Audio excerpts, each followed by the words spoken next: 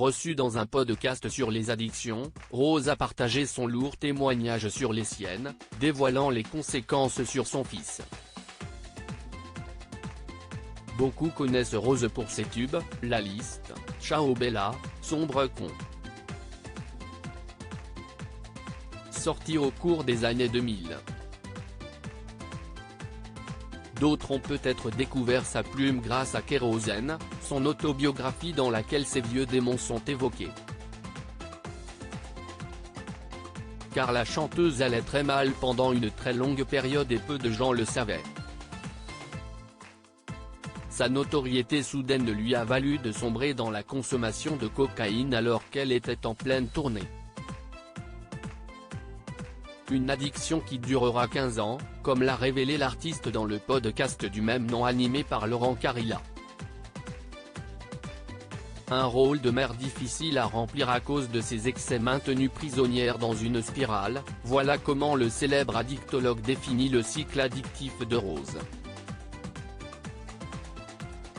Devenue maman en 2011, la jeune femme alors âgée de 33 ans, pensait en avoir fini avec la drogue dure. À chaque fois que je récupère mon fils, j'essaye d'être clean, mais je vais très mal. Je n'arrive plus à être maman. J'ai emmené mon fils à l'école, sans dormir, en puant la vodka. Je demande à son père de le prendre le plus souvent car je n'y arrive pas.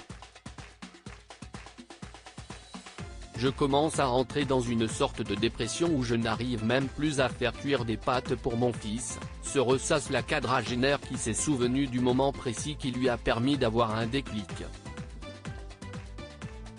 Un moment fort pour Rose face au professeur en psychiatrie et expert dans ça commence aujourd'hui. L'ex-dépendante s'est souvenue d'une terrible matinée où son fils la retrouve endormie sur le canapé et lui demande de l'emmener à l'école. Je lui dis je vais t'amener à l'école.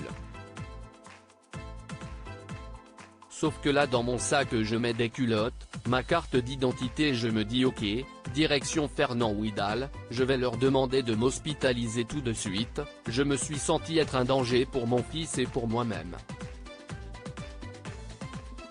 C'était soit je trouve un moyen de mourir, soit je faisais quelque chose quoi, déclare l'interprète de 44 ans.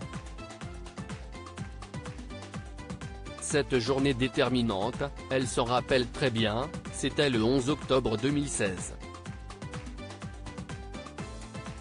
Après 2 hospitalisations, Rose a retrouvé une stabilité, malgré des rechutes à l'annonce du Covid ou de son cancer, en 2021. À lire aussi j'ai saboté pas mal de choses, la chanteuse Rose évoque les lourdes conséquences de son addiction à la cocaïne sur sa carrière.